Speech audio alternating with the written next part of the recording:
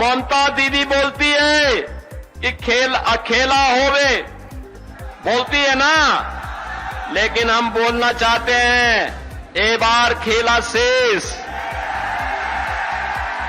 मैं कहूंगा ए बार खेला शेष, आप बोलेंगे उन्नयन शुरू। ए बार खेला शेष, उन्नयन शुरू, उन्नयन शुरू। आपने देखा होगा कोलकाता का मेयर क्या बोलता है, कहता उर्दू चलेगी यहां उर्दू। और हम तो आज कहने के लिए आए हैं बंगाली अस्मिता के साथ कोई माई का लाल खिलवाड़ नहीं कर सकता है, कोई खिलवाड़ नहीं कर सकता है। और इसके लिए जो आज कहते हैं, जो लोग टीएमसी के लोग बंगाली अस्मिता के साथ खिलवाड़ कर रहे हैं, उनको बताने की आवश्यकता है कि बंगाल की पहचान काबा से नहीं है, बंगाल की पहचान तो मां काली बाड़ी से है, मां काली बाड़ी से। यहां की पहचान वही उसी से है। बहन और भाइयों, आप मुझे बताइए क्या हो रहा है बंगाल में। धड़ल्ले से गौहत्या होती है, भगवान राम के नाम से चिढ़ है ममता दीदी को। दुर्गा पूजा के समय परमिशन नहीं मिलती है, शोभा यात्रा निकालने पर प्रतिबंधित करती है। यहां पर दुर्गा पूजा के समय कर्फ्यू लगता है,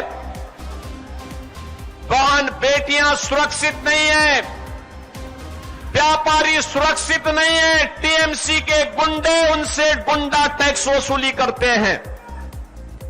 और इसीलिए मैं कहने के लिए आया हूं बहन और भाइयों, जो अराजकता यहां पर देखने को मिल रही है, इसी प्रकार की अराजकता 2017 के पहले यूपी के अंदर भी हुआ करती थी।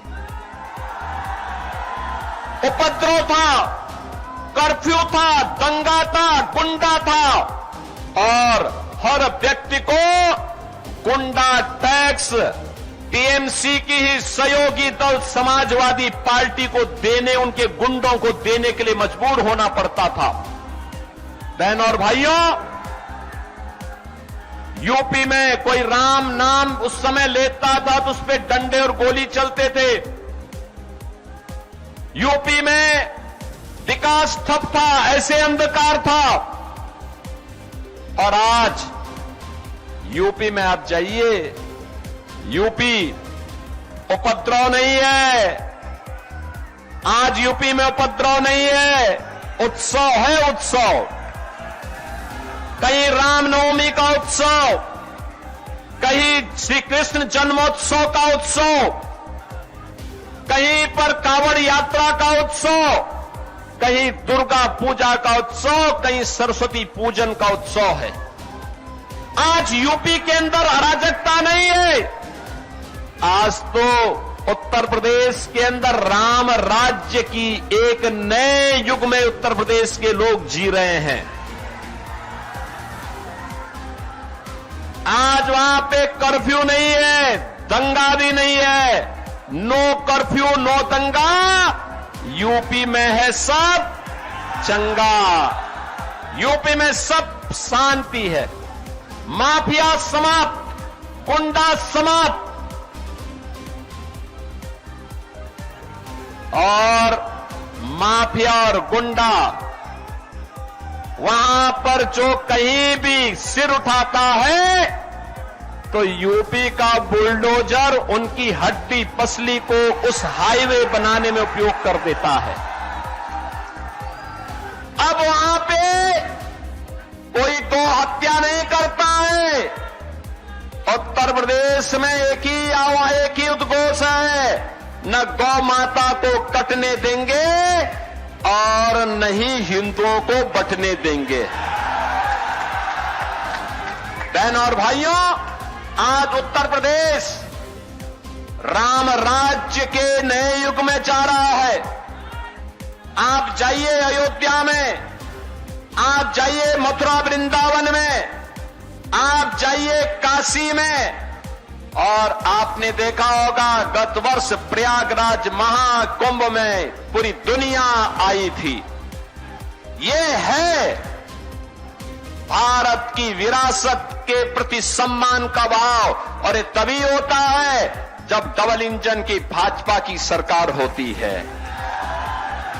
अभी कल पहले चरण के चुनाव होने हैं, और जो मैंने बंगाल के अंदर बहार देखी है वर्तमान में, जो उत्साह देखा है परिवर्तन के प्रति, जो एक लोगों के मन में एक हृदय की उद्गार देखने को मिला है, मैं कह सकता हूं पहले चरण के होने वाले चुनाव में 80% सीटें भारतीय जनता पार्टी जीतने जा रही है। और मैं कह सकता हूं जब 4 मई को परिणाम आएंगे तो बंगाल के अंदर भगवा ध्वज लहराया जाएगा।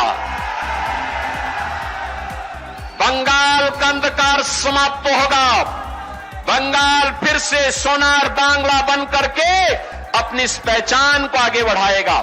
और इसीलिए आज मैं आप सबसे आह्वान करने के लिए आया हूं, बहनों और भाइयों, ये बड़ा बाजार क्षेत्र बंगाल का सबसे समृद्धतम और पुराने व्यापारिक केंद्र के रूप में क्षेत्र जाना जाता है। यहां की अपनी पहचान है। इसने केवल व्यापार ही नहीं किया है, साहित्य के लिए, कला के लिए, सांस्कृतिक परंपरा के लिए और पौराणिक कालीबाड़ी मंदिर के लिए भी यह क्षेत्र जाना जाता है। और इसीलिए आज मैं आप सबको आह्वान करने के लिए आया हूं कि बहनों और भाइयों, हमें बंगाल की इस अस्मिता को बचाना है। बंगाल के अंदर जो वर्तमान में यहां पे कठमुल्लापन को बढ़ावा देने का कार्य हो रहा है, इसको रोकना होगा, हर हाल में रोकना होगा। और इसको रोकने के लिए आपके पास भारत के लोकतंत्र ने जो ताकत दी है, इस ताकत का इस्तेमाल करिए, इस ताकत का सही इस्तेमाल करिए।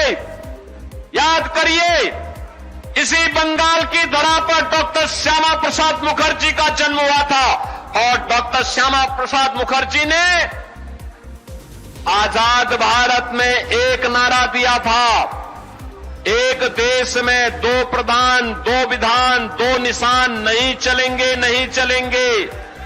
याद करिए, भारत की आत्मा पर प्रहार किया था कांग्रेस ने धारा 370 के माध्यम से, और डॉक्टर श्यामा प्रसाद मुखर्जी जो भारतीय जनसंघ के संस्थापक अध्यक्ष थे, उनके सपने को साकार किया है प्रधानमंत्री मोदी जी ने। प्रधानमंत्री मोदी जी ने साकार किया है।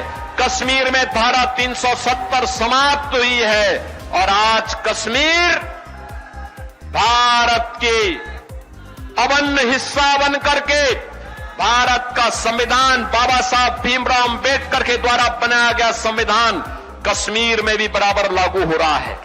আমাদের ভিডিও ভালো লাগলে লাইক এবং শেয়ার করুন, কমেন্ট সেকশনে গিয়ে জানান আপনাদের মতামত। আরো ভিডিও পেতে আমাদের চ্যানেল সাবস্ক্রাইব করুন এবং প্রতি মুহূর্তে খবরের আপডেট পেতে প্রেস করুন বেল আইকন।